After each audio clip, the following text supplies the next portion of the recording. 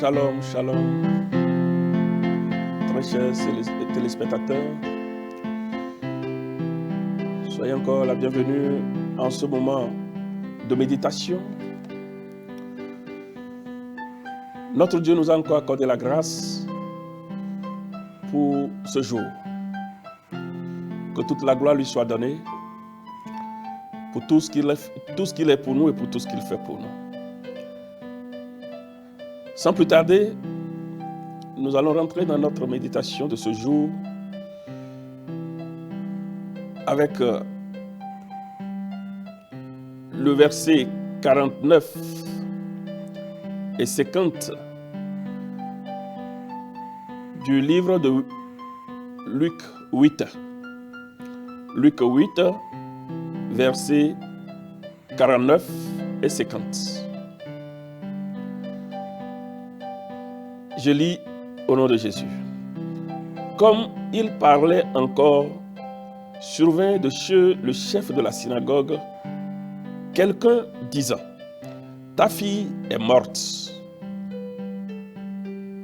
N'importune pas le maître. Mais Jésus, ayant entendu cela, dit au chef de la synagogue: ne crains pas, crois seulement, et elle sera sauvée. Amen.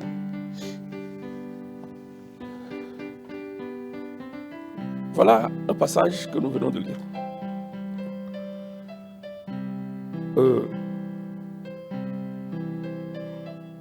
Il s'agit de ce chef de synagogue s'appelle Jairus, qui avait un défi. C'est que sa fille unique de 12 ans est gardée captive par Satan. Elle est malade. Et Jairus est sorti pour aller voir Jésus, pour que Jésus fasse quelque chose pour lui. Le verset 42 nous dit qu'il est sorti parce qu'il avait une fille unique d'environ 12 ans qui se mourait. Alors, il a décidé d'aller voir Jésus pour que Jésus fasse quelque chose, pour que Jésus sauve sa fille.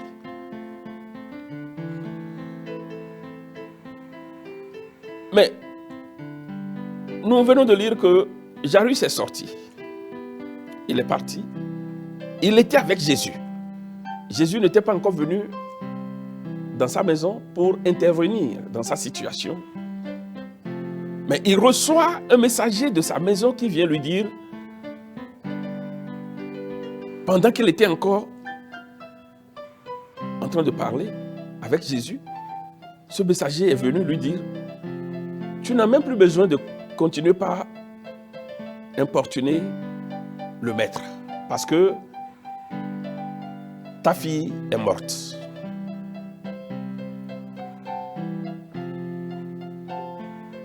Nous voyons que Jésus a pris la place de Jairus et il a rassuré Jairus en lui disant: ne crains pas. Crois seulement et elle sera sauvée. On dit que la personne est morte.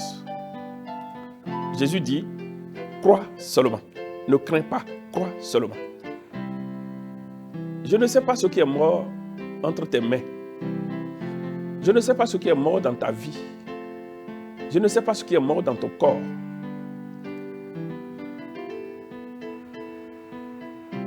Crois seulement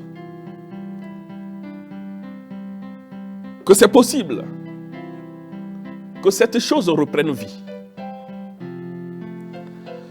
Ceci nous amène à titrer notre méditation de ce jour: le mystère de ta foi. Notre foi a un mystère. Jairus a reçu la nouvelle. Ce n'est plus que ta fille qui est malade, la maladie s'est accentuée. Non, ce n'est pas ça. Il dit, elle est morte, elle est partie.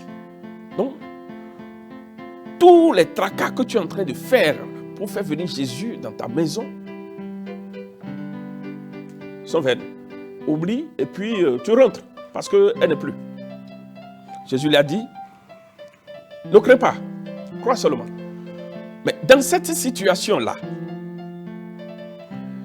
est-ce que Jairus n'a pas raison de craindre? Est-ce que Jairus, s'il paniquait ou s'il craignait, est-ce qu'il n'a pas raison? La réponse est oui. Mais Jésus lui dit, crois seulement.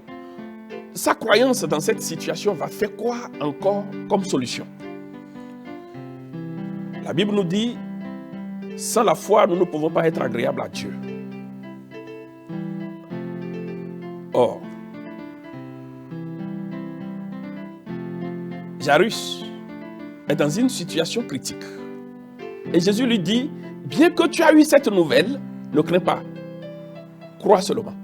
Sa croyance va faire quoi encore dans cette situation? C'est là que nous allons voir le mystère de notre foi. Alors, ce mystère, pour comprendre ce mystère, nous allons lire Job 33, le verset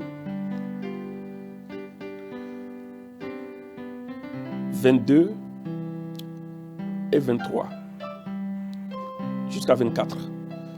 Je lis. Son âme s'approche de la fosse et sa vie des messagers de la mort.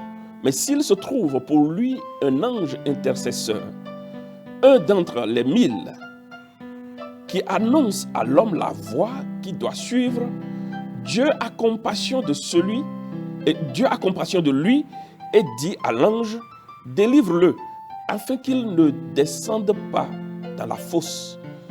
J'ai trouvé une rançon. Alléluia. Dieu dit, j'ai trouvé une rançon. Alors, celui-là qui est en train de descendre dans la mort, celui-là que l'ange de la mort est en train de prendre ou a pris, s'il y a un intercesseur qui peut utiliser sa foi, Dieu a dit qu'il aura compassion de lui et il va donner des instructions à l'ange, délivre-le. Alors, c'est la raison pour laquelle Jésus a dit à Jairus, ne crains pas, crois seulement. Ça veut dire que, bien que la situation est pire, c'est encore possible que ta fille revienne à la vie. C'est encore possible que ta fille vive encore. Mais c'est toi qui dois maintenant utiliser ta foi comme la rançon pour racheter ta fille. C'est ta foi qui doit être le prix à payer pour sauver ta fille de l'ange de la mort. Alors, ceci nous amène à comprendre que notre foi, quand Jésus nous demande de croire seulement, ce n'est pas pour rien. C'est parce que notre foi sera utilisée comme la rançon pour notre situation, non seulement pour nous, mais pour tous ceux à qui nous pouvons prier. C'est le mystère qui est caché derrière notre foi. C'est pourquoi, quand tu es sans foi, ou bien quand tu n'utilises pas ta foi, parce que tout le monde a reçu une mesure de foi. Quand tu ne mets pas ta foi en action, ce n'est pas bien. Alors, quelle que soit la situation que tu traverses, peu importe comment cette situation est pire, Je t'annonce que c'est encore possible que tu t'en sortes. C'est encore possible que tu sortes de cette situation. C'est encore possible que tout ce qui est gâté, selon les humains, ou selon tes yeux physiques, que tu penses qu'il n'y a plus autre solution, que c'est fini, je t'annonce que c'est encore possible.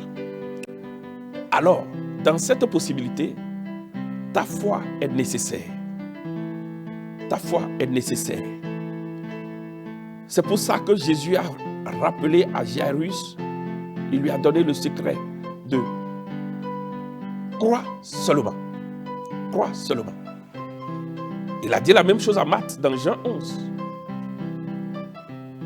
s'agissant de Lazare. Alors, toi et moi, aujourd'hui, ne vois pas ce que tu traverses. Ne crée pas ta situation.